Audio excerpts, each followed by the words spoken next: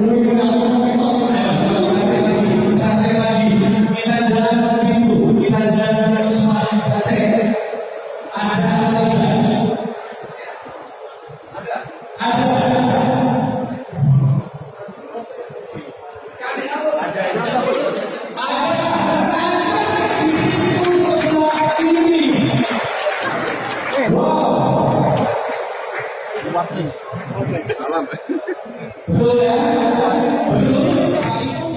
berusia 83 tahun ini merupakan seorang purnawirawan KKO atau marinir. Johnny Lim mempunyai keahlian khusus seperti seorang ninja, yakni melontarkan jarum dari mulut hingga sejauh puluhan meter. Saat dicoba di depan rumahnya, dari jarak 35 meter ke sasaran beton, sebuah jarum yang disemburkan langsung menancap dalam. Keahlian ini diakui oleh Johnny Lim ia pelajari dari teman sang kakek saat dirinya berusia 6 tahun. Kemampuan ini terus ia asah dan latih setiap hari, bahkan hingga ia berusia 83 tahun saat ini. Pria kelahiran 3 April 1934 ini mengaku pernah menggunakan keahliannya saat Operasi Dwi Korah tahun 1964 pada era Presiden Soekarno di Semenanjung Malaya untuk melawan Malaysia dan sejumlah tentara asing pada saat itu. Johnny Lim yang masuk dalam Kesatuan Komando Intai Para Amfibi atau yang biasa kita sebut TAIFIB, juga mengaku bahwa dalam Operasi Dwi Korah dirinya diterjunkan terlebih dahulu daripada 2 TNI yang gugur yakni Usman dan Hanun, di mana keduanya dihukum gantung di Singapura. Kan ya, senjata itu kan pakai musio, iya kan? Ya duar itu kan pakai musio, sama tanpa musio, ya toh betul nggak? Bapak bayangkan tadi jarak berapa itu? Ada 30, biasa saya sampai 35 meter, 55. Ya kalau saya lihat memang hanya satu saya di Indonesia, nggak ada lagi. Jadi saya kemana-mana maupun di orang luar mengatakan cuma satu. Waktu itu waktu ada orang kungfu dari Cina, saya tanyakan, ini aslinya kan dari Cina. Saya tanya, ada nggak? Dia bilang ini zamannya Ming dulu, tapi sudah hilang sekarang, sudah nggak ada di sini. Dalam kliping sebuah media tahun 1960-an, Johnny Lim dijuluki sebagai semburan mulut berbisa. Johnny Lim mengklaim keahlian ini merupakan satu-satunya di Indonesia. Keahlian ini merupakan warisan dari para pendekar Tiongkok di zaman dinasti Ming. Wahyu Pratama, Surabaya. Saya tembak aja, sudah saya nggak bisa apa-apa lagi. Jangan kamu bawa saya. Ya sudah, saya bilang, saya akan gendong, tapi dia bilang nggak usah. Ingat kita pasukan khusus, ya. Jangan bawa saya. Silakan tembak, ambil pistol saya ambil. Ya sudah, saya hormat, tembak, biar tinggal.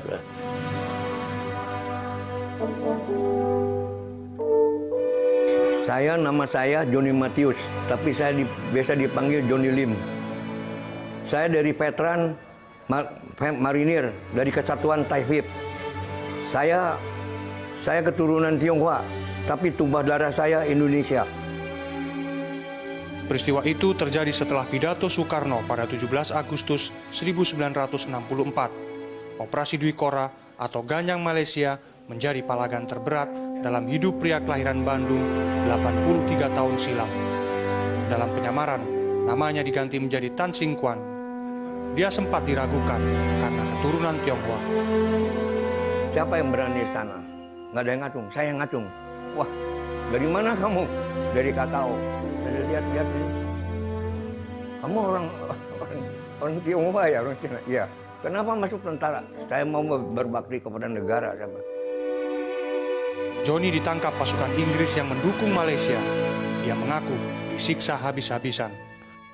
Terus pensil dimasukin ke sini, diginikan saya. Hanya segelintir dari 25 pasukan khusus yang selamat.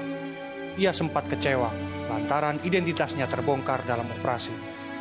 Sejak saat itu, Johnny Lim dianggap gugur dalam perang. Awak ini askar, bukan. Saya bilang bukan. KKO, bukan. Kipam, bukan. Saya bukan KKO, bukan Kipam. Askar Parimton, bukan. Menpor, bukan. Saya tetap bertahan. Oke lah kalau gitu. Terus dia panggil sekretarisnya Perumpan, ada map, ya. Map. Betul, nanti betul. Dibuka map saya.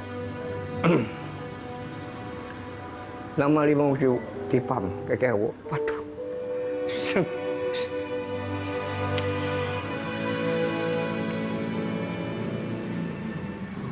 Saya nggak bisa.